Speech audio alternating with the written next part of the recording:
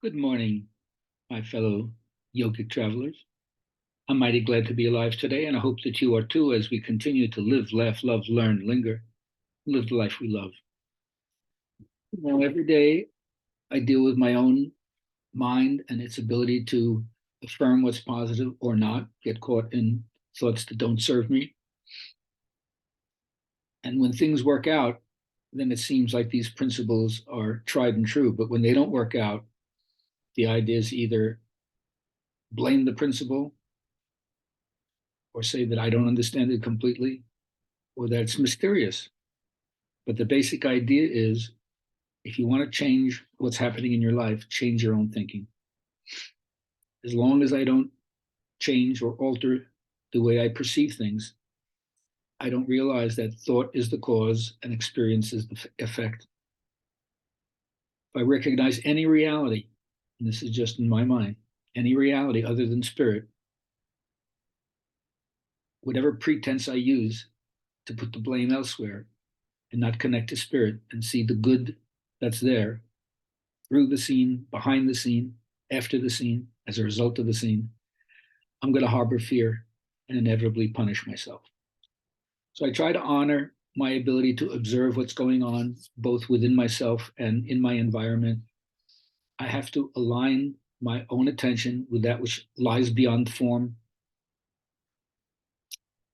And even when I sit still and you can say meditate or just try to be quiet, I try to face as fearlessly as I can the part of my mind that's untroubled or troubled, part of my mind that's crowded with thoughts or uncrowded with thoughts, and produce the kind of stillness in me that's capable of calming any fear I have.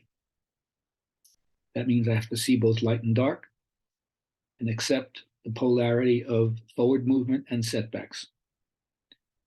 Because in my heart, I'm always looking to align myself with the one that's above and beyond all opposites. So, to the extent that I can do that, or when I do that, I don't do that all the time, but when I do that, then I realize I've tapped into the self with a capital S, the totality of all potential, the organ of acceptance par excellence. It has no problem with any kind of yin yang dualism in myself. It accepts them both, includes it, incorporates it, and goes beyond. But basically, even when my mind is crowded and troubled, it's the quality of noticing what's going on that I bring to bear in my daily life. And it's my vision to sustain my commitment to that. So if there's any skill in what I'm doing, it'll turn into a power if I keep on doing it. And in this process, I try to improve it to the extent that by aligning myself with it, it happens more quickly, and it turns out in a way that serves me. So if I can depose the tyranny of my own inner aestheticism that's always manipulating the world and other people to make it be the way I want it to be, I don't recognize values other than my own. It's my big ego. But I have learned to deal with what I call the inferior function, the weak part of my personality. And if I can see that and align it with what I know to be mythologically true, that the Savior, the redeeming Savior, comes from the inferior part, then I don't reject the part of me that's weak or unclear or confused or scared. And I develop what I call spiritual Teflon as a result of that. Life and people can fling shit and it doesn't stick. Whereas before, I was like Velcro for negativity and Teflon for positivity. No more. Now I'm like Teflon for negativity and Velcro for positivity.